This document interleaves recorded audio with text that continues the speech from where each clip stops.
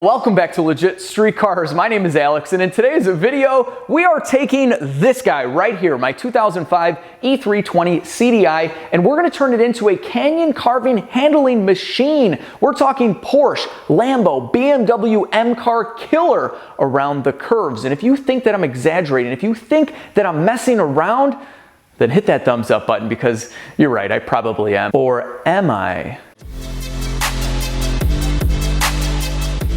All right, so we're gonna find out how the diesel handles around a road course later on this summer, but for now, the goal is simple. I wanted to make this car handle and brake a lot better than it did from the factory. Now, if you guys were around for the last video, then you know we've already upgraded the brakes with a massive E55 AMG brake calipers and rotors, and in today's video, we're gonna be replacing the almost 200,000 mile springs and shocks with a set of fully adjustable coilovers in the front and fully adjustable springs and shocks in the rear. And my goal here was to present you guys with an option that was comparable in cost to replacing these items with normal aftermarket replacement parts, because anytime you can increase the performance of your vehicle by replacing worn out and broken parts that you needed to replace anyway, that is a huge bonus, especially if they cost just about the same. Now in my case, I have a broken spring back here. Again, this car has almost 200,000 miles, and needless to say, this thing rides like crap. From the factory, that kind of feels like you're floating on a cloud, and then after a couple 100,000 miles, you're kind of like driving on a broken and clunky and rattling cloud. It's not a lot of fun. All right, here we go. So excited about this install. Here are my brand new fully adjustable BC Racing coilovers in the front and fully adjustable springs and shocks in the rear. And everything that you see right here is normally $995, except I got these from Victory Road Performance in Virginia, and they're offering a $50 off coupon code. So I will leave a link and that coupon code in the video description box. And if you guys follow me for my E55 build, then you know I got a bunch of VRP stuff on that car. So if you have a Mercedes or any AMG car, definitely browse their site. They have a bunch of really cool parts. So what I really like about this setup is that you have 30 different settings to adjust the rebound and the compression of your struts and your shocks. So you have 30 different settings to affect the ride and the handling characteristics of your car, and it's very easy to do this. As you're gonna see once we install these, you just pop the hood and you're literally just going like this. You're just moving this dial over a little bit and kind of playing with it until you like how your car rides and feels. And it's the same thing in the rear, which we're gonna get to in a minute. Also, the ride height is fully adjustable. Supposedly, these are adjusted to about what your factory ride height is right out of the box. These are specifically made for the 211 chassis. And I do plan on lowering the CDI. So once we get our new wheels in and we can put the car on the ground, we will make some adjustments. It's very easy to do. They give you the tools right here, and I'll show you a little bit of that in this video as well. So with that being said, we got to get to work. We're going to start off in the front.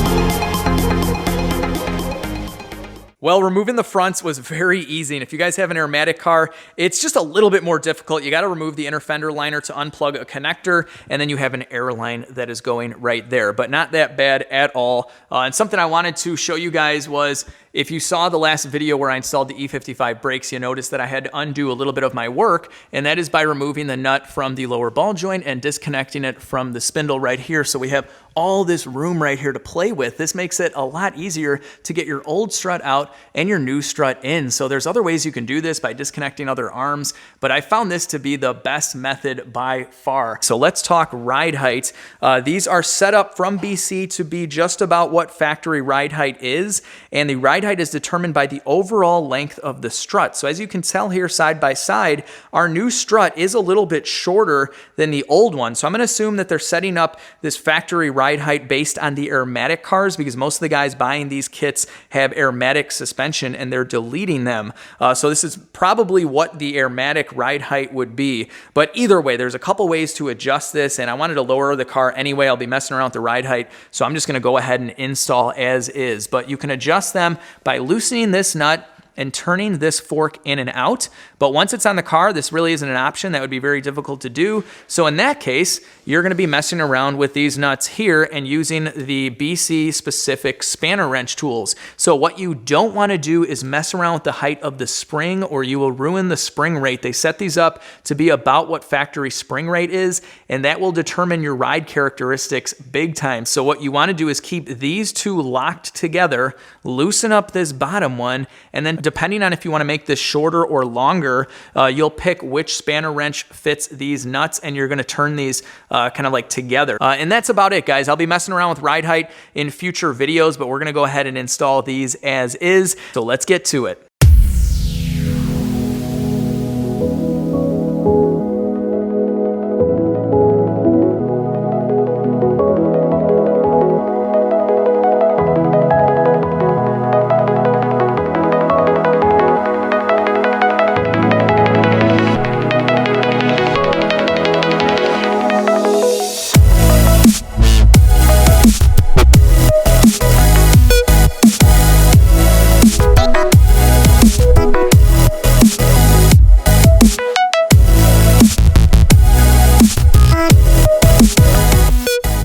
I could definitely get used to this view, except for that.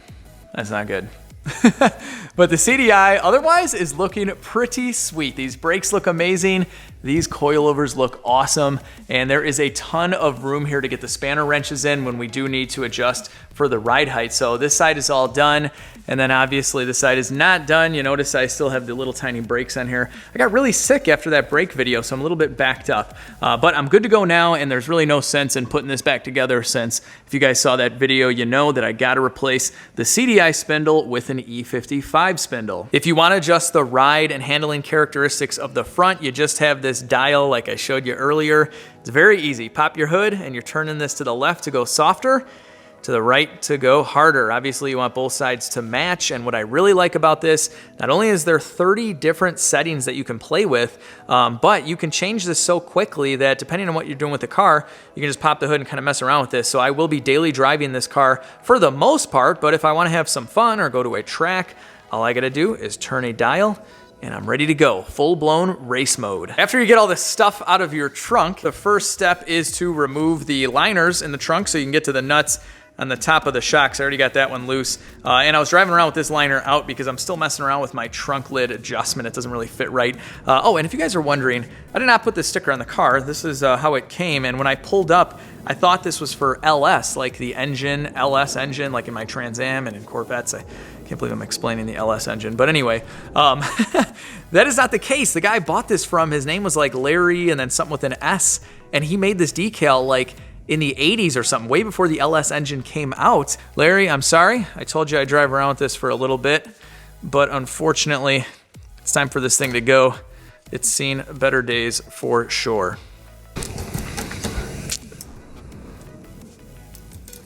There you go. Sorry, Larry S.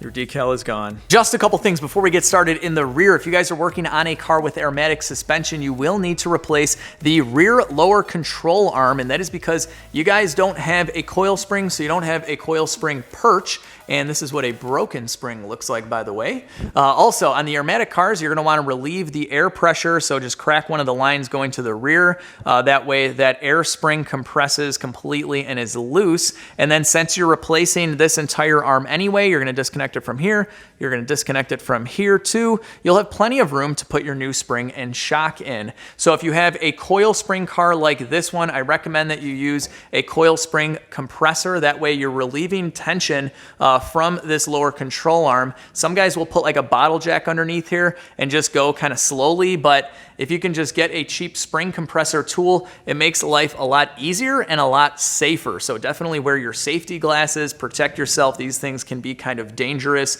but our game plan is to compress the spring. Then we're just gonna break it free from this end here, drop it down, and replace our spring and shock. And this is what I'm using to compress that spring. This is a tool I bought to use on a 203 chassis C-Class, and the smaller cups do work on the 211, but they're not small enough to fully remove the spring without lowering the control arm, which is totally fine. I tried this on the other side and it works great at relieving that spring pressure, and that's all we're looking to do.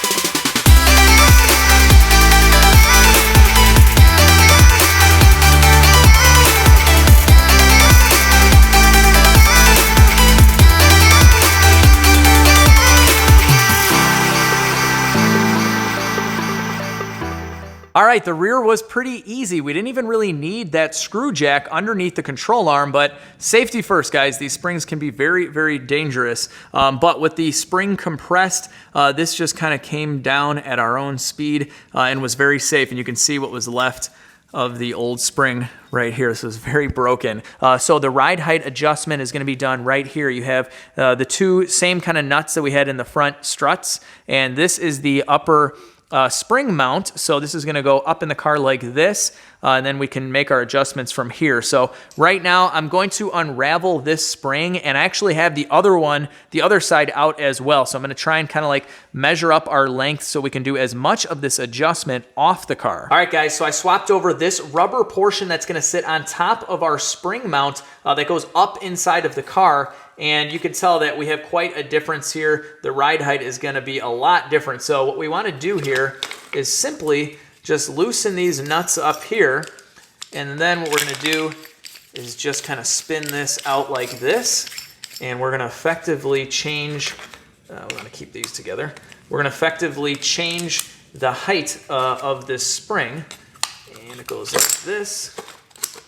And you can see we're getting closer. So again, I'm going to lower the car. So this is probably roughly where a good starting point would be. So I'm going to lock this in. I'm going to measure this exactly. That way I can transfer it over to the other side. And that way at least our starting point on both sides is the same. Now with the shock, it's even easier. We're just going to loosen this up right here. And I'm basically going to set this up right around where the original shock was. So we're just simply twisting this one way or the other, depending on if you want to make it longer or shorter. All right, that looks pretty good to me. So let's measure this up, transfer it over to the other side, and get this stuff bolted in the car.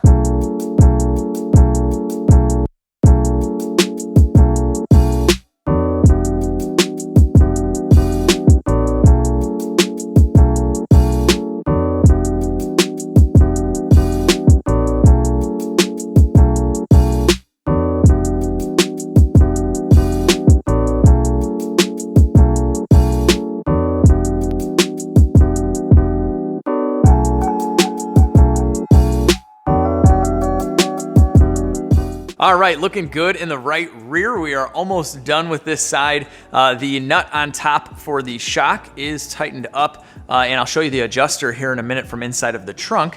But this is what we're working with. This is the amount of room that you have to fit your spanner wrenches in and adjust the ride height. So not too bad at all. Hopefully I got it kind of close. We'll find out once I get some wheels for this car. But I do want to show you that once you set your ride height is when you can adjust the length on the shock. So I got this as close as I could, kind of eyeballing it, but as you can tell, this isn't going to work out. So let me show you what we do here to fix that. All right, so at this point I have this nut totally totally loose, and what we're gonna be doing is screwing this shock body into the lower mount in order to make this line up so we can get our bolt in. So all I'm gonna do is simply just turn this, oh, wrong way.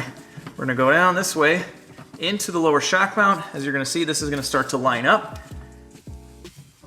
And right about there should do it. Now we can fit our bolt in through the other side. Just like that. With that lower shock bolt in, all you do is throw your nut on, make sure that everything is tight, including these right here, and you're almost done. You're probably gonna have to make some adjustments. I can tell already that my ride height is probably off because BC recommends at least 1 inch of these threads to be screwed into this lower shock body, and I can see through this hole that I only have about a 1/2 inch, so not a big deal at all. I'll be playing around with ride height once we get the wheels back on this car and we see where we're at. From inside the trunk, you can see the top of the shock, and it uses the exact same dial, so you still have your 30 different settings to play with for the handling and the ride. Now the difference here is that normally we got this guy covering that up, but what I think I might do is just drive around without this cover installed for a bit, kind of get used to this, figure out where I want my settings to be, and then who knows, I may poke a hole like right in here. That way I can still adjust the rears on the fly just like the front. Well, that'll do it for you guys, but I still have a ton of work to do. I have to finish up the suspension and the E55 brakes from the last video on the left-hand side of the car. But that is okay. I'm about to go turn on some tunes that are copyright protected and that I can't play for you in my YouTube videos. And then I'm gonna get to work.